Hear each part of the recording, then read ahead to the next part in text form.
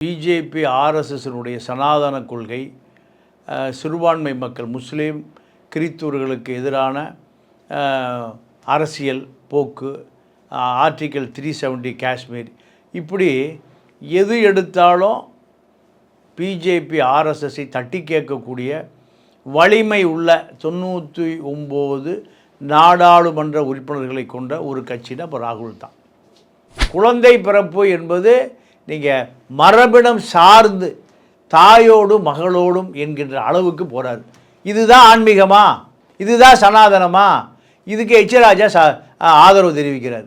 ராகுலுடைய நாக்கை அறுத்தால் 11 லட்ச ரூபா நான் உங்களுக்கு சன்மானம் தரங்கிறார். இன்னொரு பிஜேபி நாடாளுமன்ற உறுப்பினர் யூபிக்காரன்னு சொல்கிறாரு, உன்னுடைய பாட்டியினுடைய கதி தான் உனக்குங்கிறார். பாட்டியை சந்தோஷ் சிங் பியான் சிங் சுட்டு கொன்றதை போல உன்னுடைய கதிங்கிறாரு. இந்த சமூகம் பொருளாதார ரீதியான சமூகமாக மாறிப்போச்சு. அவன் பொருளாதார தேடல்களுக்கே நேரம் சரியாக இருக்குது. அவனுக்கு குழந்தை குட்டி குடும்பம் படிக்க வைக்கணும், பள்ளிக்கூடம் போகணும், இப்போ அவனை எதிர்காலத்தை இதில் கடவுள் அரசியலை பிஜேபி இன்னும் எத்தனை காலம் வைத்து கொண்டு இருக்க போதுன்னு தான் ராகுல் கேட்குறாரு. நீங்கள் வன்மத்தை சொல்லுகிற நாக்கை அறுப்பேன்னு, கையை வெட்டுவேன், காலை வெட்டுவேன், இது இந்திய மக்கள் ஏற்றுக்கொள்ள மாட்டார்கள். தமிழா யூடியூப் சேனல் நேயர்கள் அனைவருக்கும் வணக்கம். நான் உங்கள் அமிர்தா. இன்னைக்கு நம்மளோட தமிழா பாண்டியன் சார் தான் இருக்காரு. நிகழ்ச்சிக்கு போகலாம் சார். வணக்கம். என்ன சார், ராகுல் காந்தி அவர் அமெரிக்காவில் பேசினதுக்கு அவரோட நாக்கை வெட்டுறவங்களுக்கு ஏதோ தொகையெல்லாம் அறிவிச்சிருக்காங்க. இது என்னது சார்? இது புரியவே இல்லை. வன்மம் இந்த அளவுக்கு இருக்கிறதுக்கான காரணம் என்ன சார்? அது ஏன் இந்த மாதிரி இப்படி போதாகரமாக வெடிக்குது இப்போது? இல்லை, ராகுல் காந்தியை பொறுத்தவரை காங்கிரஸில் இன்றைக்கி அவர் தான் இந்தியாவினுடைய பிரதான எதிர்க்கட்சி முகம். பிஜேபி ஆர்எஸ்எஸ்னுடைய சனாதன கொள்கை, சிறுபான்மை மக்கள் முஸ்லீம் கிறிஸ்துவர்களுக்கு எதிரான அரசியல் போக்கு, ஆர்டிக்கல் 370 காஷ்மீர், இப்படி எது எடுத்தாலும் பிஜேபி ஆர்எஸ்எஸ்ஸை தட்டி கேட்கக்கூடிய வலிமை உள்ள 99 நாடாளுமன்ற உறுப்பினர்களை கொண்ட ஒரு கட்சினா இப்போ ராகுல் தான். ராகுல் இப்போ அமெரிக்காவில் மாணவர்கள் மத்தியில் பேசுகிற பொழுது பிஜேபி ஒரே நாடு ஒரே சட்டம் கொண்டு வருவதற்கு கடுமையாக முயற்சிக்கிறாங்க. ஆமாம், இந்த நாட்டில் நம்ம அரசியல் அமைப்பு சட்டத்தை எழுதிய அத்தனை பேருமே சிறுபான்மை மக்களுக்கான உரிமைகள் பாதிக்கப்படாது, அவர்களுக்கு கிறிஸ்துவ முஸ்லீம் மக்களுக்கான மத நம்பிக்கையை இந்திய அரசியல் சட்டம் எந்த வகையிலும் இடையூறு செய்யாது என்பதற்கு ஒரு உத்தரவாதம் கொடுத்துருக்காங்க. அவங்க மத சட்டத்தை அவங்க பின்பற்றிக்கலாம், அவர்கள் மத குருமார்கள் சொல்லுவதை அவர்கள் கேட்டுக்கொள்ளலாம். அதே போல் கிறிஸ்துவ பாதிரிமார்கள் எதை சொல்லுகிறார்களோ அதை அந்த மக்கள் மத ரீதியான நம்பிக்கைக்கு அவர்களுக்கு வழி. ஆனால் பிஜேபி என்ன சொல்லுதுன்னா, ஒரே பொது சிவில் சட்டம் ஒட்டுமொத்தமாக இந்தியா முழுமைக்கும் கிறிஸ்துவ முஸ்லீம் சீக்கிய சட்டம் செல்லுபடியாகாது, மத சட்டம் செல்லுபடியாகாது. இதை நான் இந்த 10 வருஷத்துக்குள்ள கொண்டு வந்திருக்கணும். வாஜ்பாய் முன்பு முயற்சி பண்ணார், அது நடக்கலை. இப்போ மோடி முயற்சி செய்கிறார். போன பீரியடில் ராஜ்யசபாவில் போதிய வலு இல்லை. இப்போ ராஜ்யசபா லோக்சபா 2 சபைகளிலும் இவர்களுக்கு போதுமான வலு இருக்குது. புது சிவில் சட்டத்தை என்னுடைய ஆட்சி காலத்தில் கொண்டு வந்துடுவேன்னு ஒரே போடுறாரு மோடி. ஆனால் மோடியை ஆர்எஸ்எஸ் பதவி விலக சொல்லக்கூடிய ஒரு நிர்பந்தம் இருக்குது. ஏன்னா அவருக்கு 75 வயது அடுத்த வருஷம் முடியுது, 76 ஸ்டார்ட் ஆகுது. 76 வயதுக்கு மேல் யாரும் அரசு பதவியில் பிஜேபி ஆர்எஸ்எஸ் ஆட்கள் இருக்கக்கூடாதுன்னு பிஜேபியினுடைய ஆர்எஸ்எஸ்னுடைய சட்டம் சொல்லுகிறது. அதனால தான் முரளி மனோகர் ஜோஷி, அத்வானி போன்ற மூத்த தலைவர்கள்லாம் ஓய்வுக்கு போயிட்டாங்க. இப்போ அந்த மூத்த தலைவர்கள் பட்டியலில் இப்போ மோடியும் வர்றாரு. மோடி வருகிற பொழுது ஆர்எஸ்எஸ் ஓய்வு பெற சொல்லுகிற பொழுது இல்லை, ஆர்எஸ்எஸ்னுடைய திட்டங்களை நடைமுறைப்படுத்திட்டு தான் நான் ஓய்வு வருவேங்கிறார். இதுதான் மோகன் பகாவத்துக்கும் மோடிக்கும் உள்ள பிரச்சனை. ஆனால் மோடி ஆர்எஸ்எஸ் 100 ஆண்டு காலம் இப்போ அடுத்த வருஷம் வரப்போகுது. இந்த 100 ஆண்டு காலம் முடிவு வருகிற பொழுது ஆர்எஸ்எஸ் கொள்கைகளை நான் நிறைவேற்றுவேன், இதுதான் சூளுரை, சபதம் எடுக்கிறாரு மோடி. அதற்காக ஆர்எஸ்எஸ் பொறுத்திருக்கு. மோடிக்கு எந்த தொந்தரவும் இல்லை. இதுதான் ராகுல் காந்தி அமெரிக்காவில் என்ன சொல்கிறாருன்னா, பிஜேபி மீண்டும் ஆட்சிக்கு வருவதற்கு, அரசியல் பண்ணுவதற்கு இந்திய மக்களை பழிவாங்குகிறார்கள். மத ரீதியாக அவர்கள் இந்து பழைய சனாதன தர்மத்தை நிலைநிறுத்துகிறார்கள். ஆனால் சமூகம் மாறிடுச்சு, எல்லாம் கல்வி அறிவு பெற்றவர்களாக இருக்கிறார்கள். நீங்கள் ஒரு விஷயம் என்னென்னா, தமிழ்நாட்டில் மகாவிஷ்ணு பள்ளிக்கூடத்தில் பேசுனதுக்கு பிறகு தமிழ்நாடே கொந்தளிச்சு நிற்கிது சனாதனத்துக்கு எதிராக. சனாதனம் என்பது மூட நம்பிக்கை. அவரே நீங்கள் போட்ட வீடியோவில் ஏன் அவர் கைது செஞ்சு உள்ளே வச்சுருக்காங்கன்னா, நீங்கள் இப்போ சிந்திக்க முடியாத வார்த்தை. நீங்கள் இப்போ குழந்தை பிறப்பு என்பது நீங்கள் மரபினம் சார்ந்து தாயோடும் மகளோடும் என்கின்ற அளவுக்கு போகிறார். இதுதான் ஆன்மீகமா? இதுதான் சனாதனமா? இதுக்கு எச்.ராஜா ஆதரவு தெரிவிக்கிறார். விலங்குகள் கூட செய்யாது. மனித இவ்வளவு பகுத்தறிவு வளர்ந்த பிறகு அவர் சொல்லுகிற கருத்து, நீங்கள் தமிழ்நாடே கொந்தளிச்சுது. இப்போ வட இந்தியாவில் இருக்கக்கூடிய என்ன பார்க்குறான்னா, என்ன வட இந்தியாவில் எப்படி செய்தி சொல்லப்படுதுன்னா, ஆன்மீகத்துக்கு எதிராக தமிழ்நாடு கொந்தளிக்குது. அப்போ டெல்லியில் இருக்கிற என்ன கேட்குறான், எப்போ தமிழ்நாட்டில் இருக்கிற எல்லாருமே கடவுள் மறுப்பாளரா? கடவுள் மறுப்பாளர் அல்ல, மூட நம்பிக்கை மறுப்பாளர். இதுதான் பகுத்தறிவாளர்.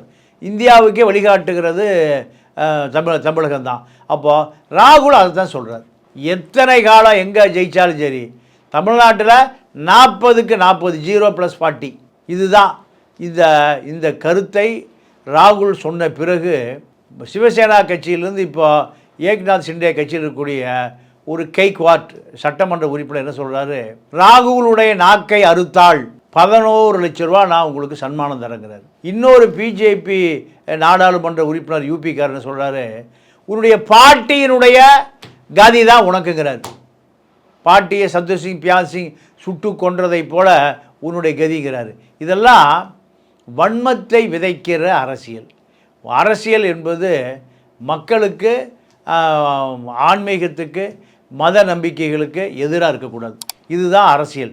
ஆனால் ஆர்எஸ்எஸ் பிஜேபியுடைய அரசியல் என்னென்னா, முழுக்க நாக்கை வெட்டுவேன், தலையை வெட்டுவேன், கையை வெட்டுவேன், காலை வெட்டுவேன், இதுதான் அரசியல். அப்போது ராகுலுக்கு சொன்னாலும் சரி, இந்தியாவில் இருக்கக்கூடிய 140 கோடி பேருக்கு சொன்னாலும் சரி, இதை ஏற்றுக்கொள்ளவே முடியாது. 1000 வருடங்களுக்கு முன்பு உள்ள சனாதனம் இப்போ பொருந்தாது. இப்போ சமூக மாற்றம் எவ்வளவோ மாறி இருக்கு. அடுத்த ஜென்ரேஷன் நீங்கள் விஞ்ஞானத்தை நோக்கி நகர்ந்துட்டு இருக்கிற பொழுது இன்னும் மூட நம்பிக்கையை மதத்துக்குள்ளே வைத்துக்கொண்டு அரசியல் செய்வது. ராமர் கோயிலில் ஃபெயிலியர் ஆகி போச்சு. அயோத்தியில் ராமர் கோயில் கூட்டமே வர்றதில்ல. ஏர்போர்ட்டை மூட போகிறான், ராமர் கோயில் ஒழுகுது, தண்ணியெல்லாம் முதக்குது. கோயிலுக்குள்ளே மழை பெஞ்சா முழங்கால் தண்ணி இருக்குது, பூசாரி கோயிலுக்குள்ளே நீச்சம் அடிச்சுட்டு தான் போக வேண்டியிருக்கு. அப்போ இது எல்லாமே தவறு. அரசியலுக்காக அவசரமாக அள்ளி தெளிக்கப்பட்ட விஷயந்தான் இந்த ஆன்மீகம். இப்போ ஐரோப்பா நாடுகளில் லட்சத்துக்கும் மேற்பட்ட சர்ச்சைகள் மூடப்பட்டது, எல்லாம் ஹோட்டலாக போச்சு. ஏன்னா யாரும் வர்றதில்லை. ஜீசஸ் இப்போது முதல்ல கோயிலில் போய் உளுந்து கும்பிட்டான், அப்புறம் வெளியிலேருந்து கும்பிட்டான். இப்போ அந்த வழியை போகும்போது, நடந்து போகும்போதே கடவுளேன்ட்டு போயிடுறான், ஜீசஸ் காப்பாற்று இப்படின்ட்டு போயிடுறான். யாரும் சர்ச்சுக்கு போகிறதில்ல, ஞாயிற்றுக்கிழமை கூட சர்ச்சுக்கு போகிறதில்ல. இப்படியான, ஏன்னா மனிதன் இயந்திரமாக மாறிட்டான். இயந்திரமாக மாறி வாழ்க்கையை தேடுறான் அவனுக்கு. இந்த சமூகம் பொருளாதார ரீதியான சமூகமாக மாறிப்போச்சு. அவன் பொருளாதார தேடல்களுக்கே நேரம் சரியாக இருக்குது. அவனுக்கு குழந்தை குட்டி குடும்பம் படிக்க வைக்கணும், பள்ளிக்கூடம் போகணும், இப்போ அவனை எதிர்காலத்தை இதில் கடவுள் அரசியலை பிஜேபி இன்னும் எத்தனை காலம் வைத்து கொண்டு இருக்க போதுன்னு தான் ராகுல் கேட்குறாரு. இப்போ அமெரிக்கா போன்ற நாடுகளில் மதம் என்பது அங்கே ஒரு பெரிய அரசியலே பண்ணுவதில்லை. இப்போ கிறித்துவ மதம் இருக்குது, முஸ்லீம் மதம் இருக்குது. 2 மதங்களுமே அரசியலே செய்வதில்லை. உதாரணத்திற்கு ஹமாஸ் 75 வருஷம் போராடிட்டு இருக்கிறான். அரபு நாடு அதை பற்றி பார்க்குறதே இல்லை. சொந்த மக்கள் சாவுறான், அவன் அதை பார்க்குறதே இல்லை. எண்ணெய் கிணறுல எத்தனை கோடி லாபம் வரும், அமெரிக்காவுக்கு விற்றா, பிரிட்டனுக்கு விற்றா, இத்தாலிக்கு விற்றா. இதுதான் அங்கே அரசியலாக இருக்குது. நீங்கள் துபாயை குவைத்தை ஒரு பெரிய செல்வ செழிப்புள்ள நாடாக மாற்றிட்டான். குவைத்தை 94 சதாம் ஹுசேன் கைப்பற்றுகிற பொழுது குவைத்தை சேர்ந்த அந்த அரபு ஷேக்குகள் அமெரிக்கக்காரன் வேலைக்கு வச்சா இராணுவமாக. நீ போய் சண்டை போட்டு என் நாட்டை மீட்டு கொடுனா பல லட்சம் கோடி டாலர்களை அமெரிக்க இராணுவத்துக்கு கொடுத்து சதாம் ஹுசேனை விரட்டுவதற்கு குவைத்தில் இராணுவமே இல்லை. யார்? எந்த இராணுவம்? அரபுக்காரன் அமெரிக்கனை வேலைக்கு வச்சுருக்கான். அமெரிக்கன் தான் உலகத்தை எல்லாத்தையும் வேலைக்கு வச்சுருப்பான். அமெரிக்கனும் பிரிட்டனும் பிரிட்டன் தான் அமெரிக்கா, அமெரிக்கா தான் பிரிட்டன். உலகத்தை எல்லாத்தையும் வேலைக்கு வச்சுருப்பான். எல்லாருமே அவனுடைய சர்வெண்டாக இருக்கணும். ஆனால் குவைத் என்ற நாடு, கோடீஸ்வர குபேர நாடு, சதாம் ஹுசேனை விரட்டுவதற்கு யாரை வேலைக்கு வச்சான்? அமெரிக்க இராணுவத்தை வேலைக்கு வச்சான். இப்படி பொருளாதாரத்தை நோக்கி இந்த நாடு நகர்ந்து கொண்டிருக்கிறது, உலகம் நகர்ந்து கொண்டிருக்கிறது. கம்யூனிசமாக இருக்கக்கூடிய சீனாவை திறந்து விட்டான். குளோபலைசேஷன், தாராளமயமாக்கல், பெருமுதலாளிகள் உள்ளே வாங்குகிறான். எங்கே? சீனாவில். இறுக்கமான நாடு, கம்யூனிஸ்ட் நாடு. அதே போல் ரஷ்யா இப்போ உக்ரைனில் சண்டை பிடிச்சிட்டு பொருளாதார தடையிலிருந்து மீண்டு வர முடியாமல் அந்த நாடு ஓடிட்டுருக்கு. இப்போ போய் இந்தியாவில் ஆன்மீகம்தான் அரசியல், அரசியல் தான் ஆன்மீகம் என்பது நீங்கள் புது சிவில் சட்டம், முஸ்லீம்களுக்கு எதிராக என்ஆர்சி, சிஐஏ, 2 லட்சத்துக்கு மேற்பட்ட கிறிஸ்துவ மிஷனரிகள் நடத்தி கொண்டிருந்த அறக்கட்டளையை இந்த பிஜேபி மூடிடுச்சு.